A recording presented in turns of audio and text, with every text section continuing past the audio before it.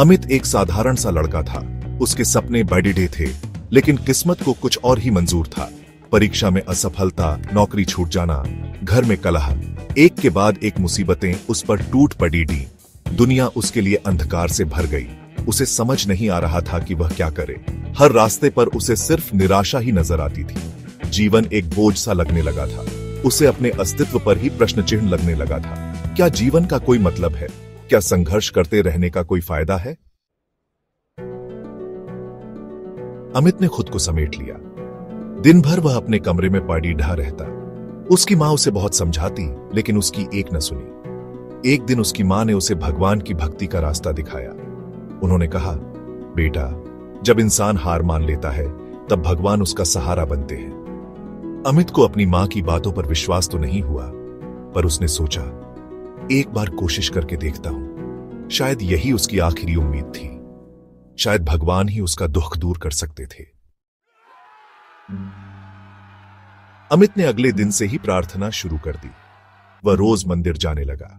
शुरू में तो उसे कुछ खास फर्क नहीं दिखा, लेकिन धीरे धीरे उसे एहसास होने लगा कि उसकी मन की बेचैनी कम हो रही है।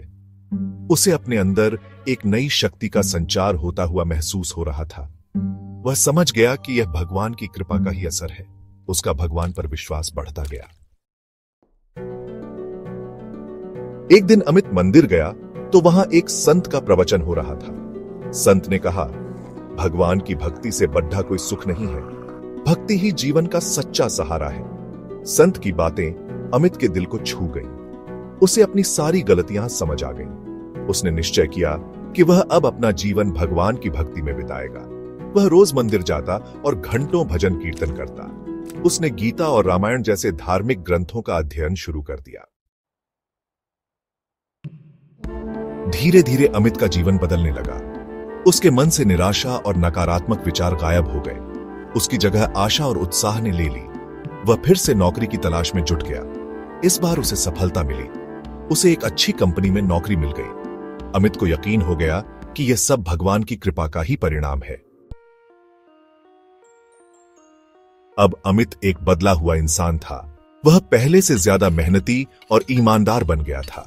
वह हमेशा दूसरों की मदद के लिए तैयार रहता था। उसने अपनी सारी परेशानियां भूलकर भगवान की भक्ति में अपना जीवन समर्पित कर दिया। वह जान गया था कि सच्चा सुख भौतिक वस्तुओं में नहीं, बल्कि भगवान की भक्ति में ही है। भगवान की भक्ति ने उसे जीवन का सही रास्ता दिखाया था। अमित की कहानी हमें यह सिखाती है कि जीवन में कितनी भी मुश्किलें क्यों ना आए, हमें कभी हार नहीं माननी चाहिए। भगवान पर अटूट विश्वास और सच्ची भक्ति से हम हर मुश्किल का सामना कर सकते हैं।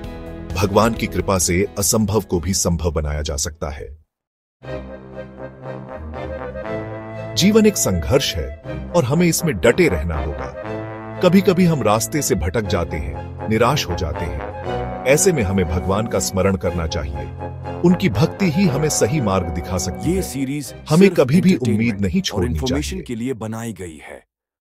हमारे कंटेंट का उद्देश्य सिर्फ आपको अच्छा और मीनिंगफुल कंटेंट देना है।